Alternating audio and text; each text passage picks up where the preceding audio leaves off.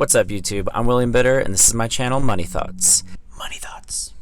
So one of the main points of my channel is to try to save and invest so you can live the life of your dreams and essentially retire. I kind of had this idea that all I really needed was like $500,000 saved and invested to facilitate the retired lifestyle. Essentially, I was like, well, if I have $500,000 invested with an annual return of 10%, that's $50,000 a year return on investment, and that I should be able to live off of close to $25,000 a year. So I was like, $500,000, even with the fluctuations in the stock market, like I feel like I could, survive off that. And I'm sitting at roughly, I think I have about $650,000 invested in the stock market, so I'm doing pretty well.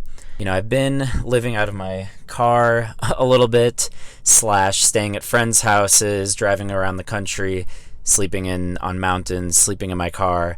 But I still have my apartment in New York City, which I'm still paying rent. Anyway, so in this video, I'm going to go over like what I've spent in the last month and what kind of income streams I have coming in. And I guess I'm just kind of experimenting to see if could I continue this lifestyle and never work again? I'm 31 years old. I don't have a lot of possessions or a big fancy apartment, but I'm just wondering, could I retire right now at 31 if I wanted to? Obviously, I have a lot of ambition and aspirations, and I'm probably going to, work for the rest of my life on many different projects. But I'm just kind of experimenting, can I live the life of my dreams, and can my investments facilitate that lifestyle indefinitely?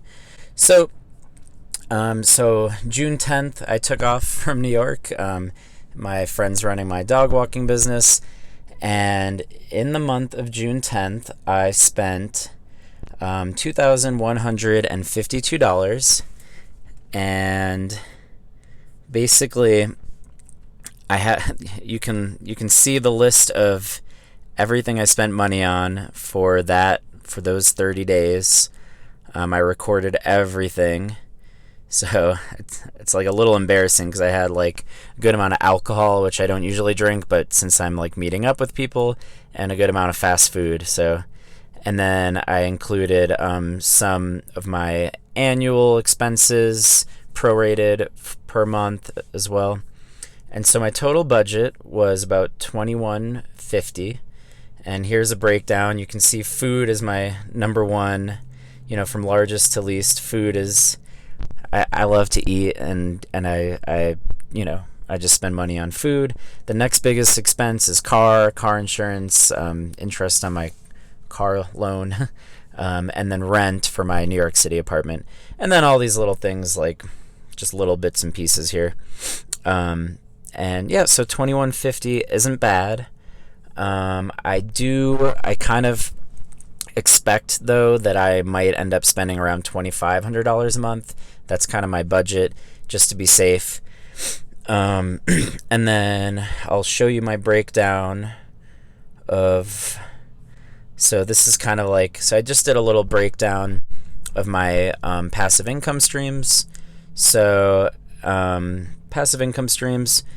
So my monthly, so I kind of separated the things that are actually giving me a cash flow every month from the things that I have investments that are building in value.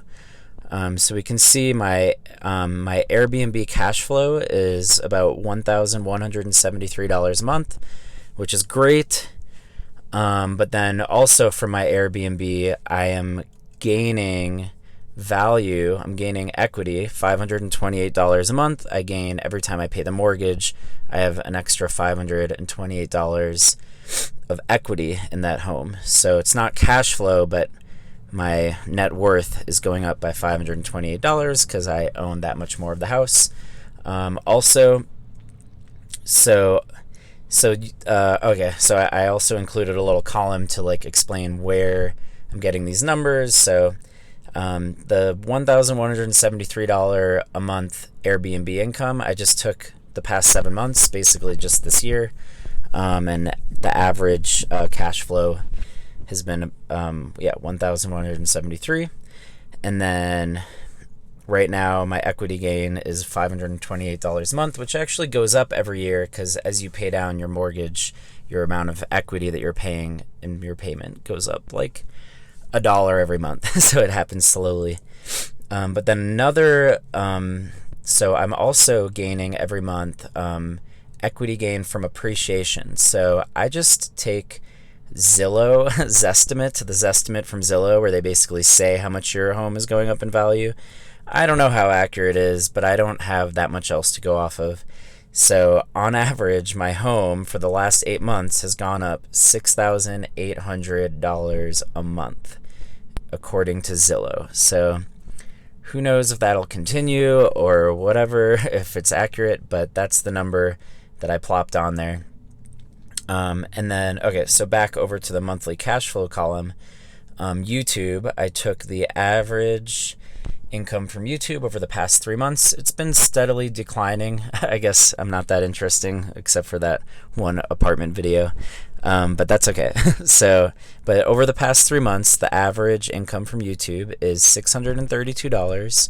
So that's cash flow that I get paid every month. Yep, and then the stock and then I have my stock portfolio, which my estimated return would be, if I just estimated a 10% return on investment for my portfolio, I would be making $5,325 in equity gain, not in cash flow. I would have to sell some of my stocks in order to realize those gains. That's what I would expect. But actually, if you look at the last 12 months return for my stock portfolio, it's actually been like more than double that, like $14,538 per month, which I don't expect to continue, but hopefully it will. But like, it's pretty crazy. So my 10% estimate, I guess, is a little bit more of a grounded in reality. You could even use a lower number. Maybe I'm still being too optimistic, but it's less than my last 12 months. So I'm expecting to have a smaller return over the next 12 months than what happened these last 12 months. So, all right, so my total monthly cash flow, if you take the Airbnb and YouTube income, is about $1,805.